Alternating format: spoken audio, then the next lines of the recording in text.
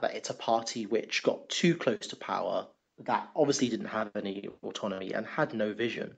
And naturally, you're going to hemorrhage people who are going to be talented and going to be creative and can craft a decent message and also decent policies. So it's all wrapped up with the loss of dynamic youth. That's the way I looked at it. Speaking of that, and youth, there was one they produced during the referendum. It was Scottish Labour. It wasn't Better Together, and it was just so bad because they tried to get the youth aspect. So it's like, your children are better protected than the union. So it was meant to be a kid on a swing, but they'd kind of half cut the photo, so it was just the chains of the swing. So it was stay in the union. Here are some chains. And is nobody even looking at these? Are you actually joking? This fantastic stuff. Okay, so if we move on a bit to the writing that you're putting out at the moment, because you said you didn't want to talk about the Holyrood election for a while. So maybe I could ask you why that was, and then we'll move on to some of the more international things going on at the moment with everybody's favourite loon in America and so on. But why was it you didn't want to talk about the Holyrood elections?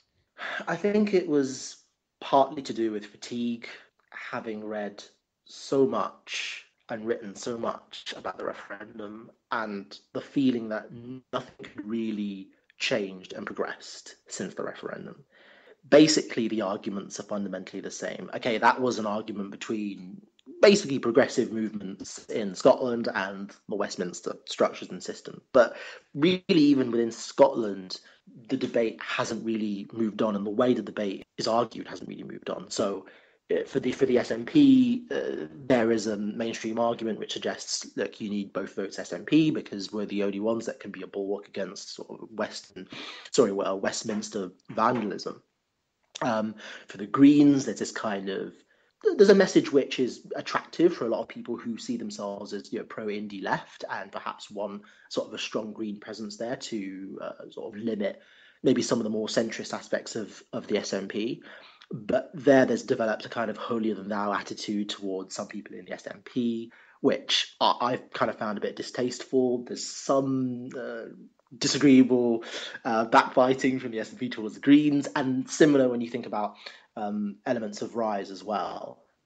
And for me, that has been quite disappointing, actually, witnessing that on Twitter, because it's almost like the frustration that people have as a result of the no vote and the lack of progress, produced by the paltry Smith Commission, has basically created this condition where we're kind of sniping at each other during this Holyrood campaign.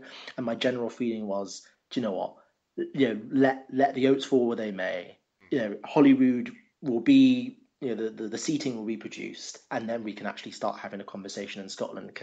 The debate in Scotland can move on? Because at the moment it feels that the Holyrood campaign isn't so much a real substantive debate between different sections of the Scottish political class. It's more to do with frustrated energy that's been stored up after the no vote and after the Smith Commission. And for me, that's not really productive. Yeah, at the risk of being a little negative, though, you said this kind of collective action thing's in the Scottish tradition, but so's backbiting after a defeat. That's firmly in the Scottish tradition as well. Well, yeah. But I suppose you'd find that in most places anyway. But like you're saying, it's the Parliament election there.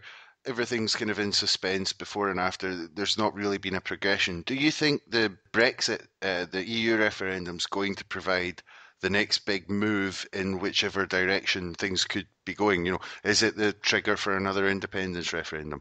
I mean, I've always said on the podcast that the EU is a unique institution for this and this alone, that you can find a good and convincing argument to stay in or to leave from both a left and a right perspective.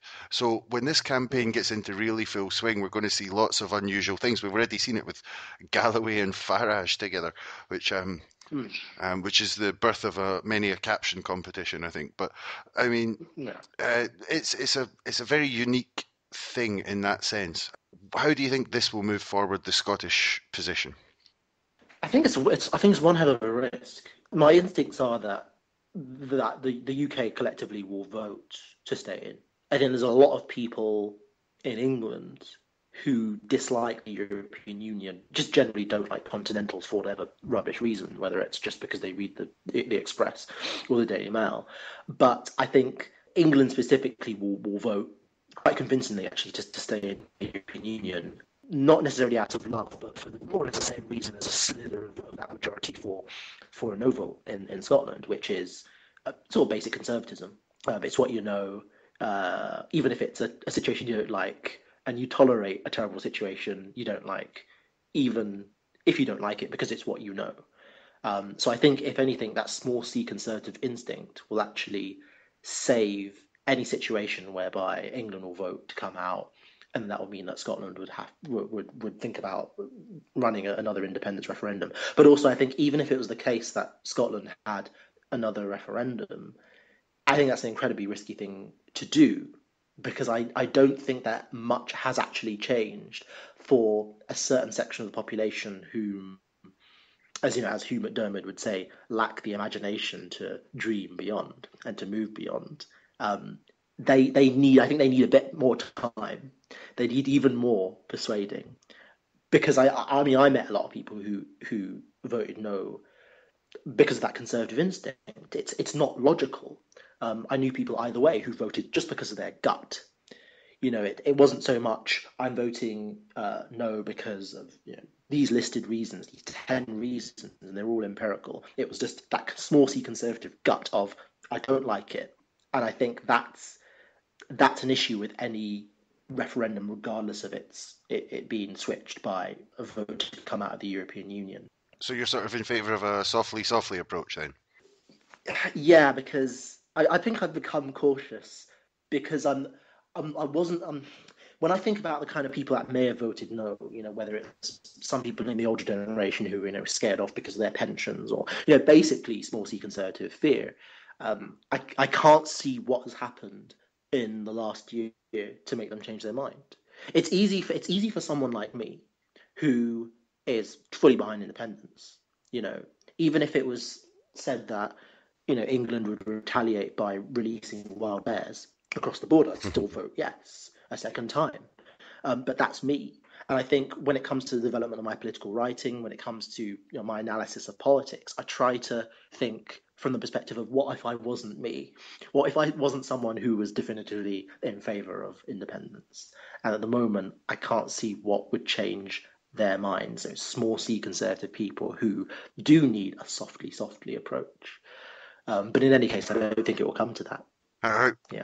you don't think it will come to that with the EU referendum? So, With the EU, yeah. s- No, no. so how, as someone who supports Scottish independence, how do you think we get there from here to there? That's a difficult question. Yeah, it is. Um, I think there at least needs to be a decade. Then you need to give sort of the political argument a good 10 to 15 years to settle. I think at the moment people are energized, but there's also some people who are thoroughly frustrated and are tired about it. Um, there are some people who need the distance of time to be able to rethink their own priorities. You might come back to the population and another generation have grown up, past the age of 14, 15, 16. They may have experienced a certain degree of insecurity and have really experienced what it's like to live under the British state. And in practical terms, you've got more people coming into the electorate that could help you with a future vote. So for me, it's about the SNP slowly building confidence based on competent governance. Because I think the vast majority of people in Scotland need to reach a point where it becomes absolutely ridiculous to imagine any other state where they're not an independent state. And that comes with that slow degree of confidence building. It comes with competent government. It comes with small little cultural achievements here and there that are maybe sponsored by the government, maybe that aren't sponsored by the government.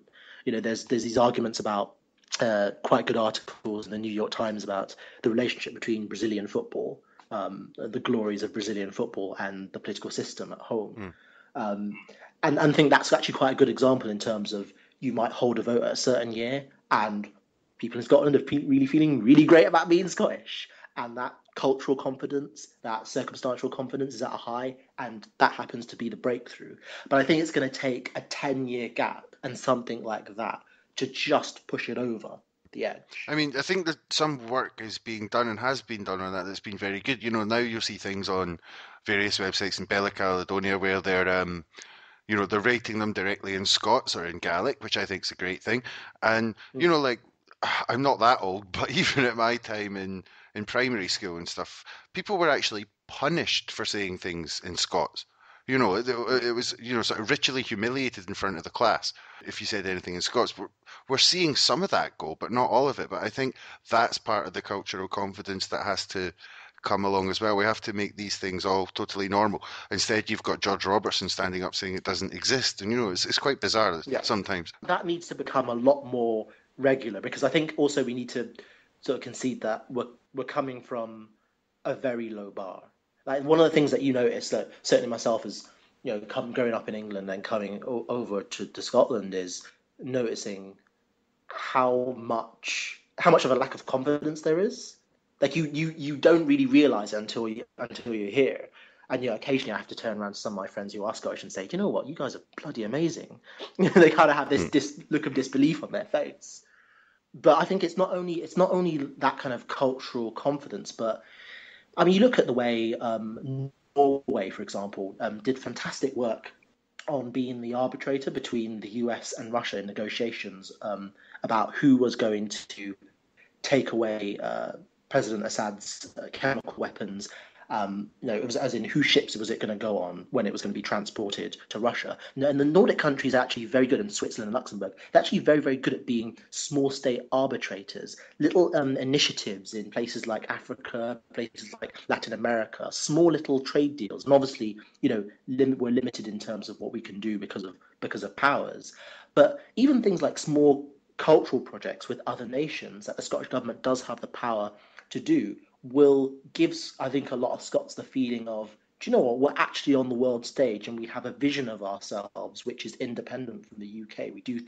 We're already doing things now that are different. I think that's an example of something that can be done, really. Hmm. In a future independent Scotland, how would you see Scotland's role in the world as that kind of arbiter, or do you feel that we'd have to, attach ourselves to bigger groups like NATO or the EU? I think we should be an independent arbiter. NATO fundamentally is a military arm of American imperial expansion. I don't want to get too Marxist, but it's hard to describe it any other way. You're in good company if you don't want to get too Marxist, because it was actually Karl Marx that said the one thing I can tell you is that I'm not a Marxist. But there you go. No, there, yeah, yeah, absolutely. I mean, you look at sort of NATO expansion in Eastern Europe, in the Balkans, the actions of Turkey and Syria being highly irresponsible, reckless.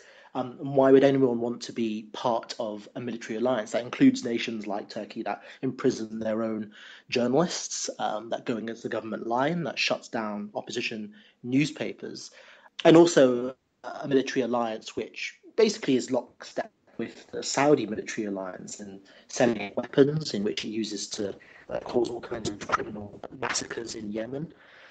So I think Scotland, in order to reject the legacy of British imperialism, in order to show that it's going to be a responsible part of the international community, needs to forge a future that is separate from any one of those alliances. And I know that the argument will be, well, how do you expect to have any effect if you're away from these big sprawling alliances? Well, is it better to stand alone and actually have a moral impact on negotiations, peace plans, or is it better to be part of something where you're going to get dragged into military adventures or into poor trade deals?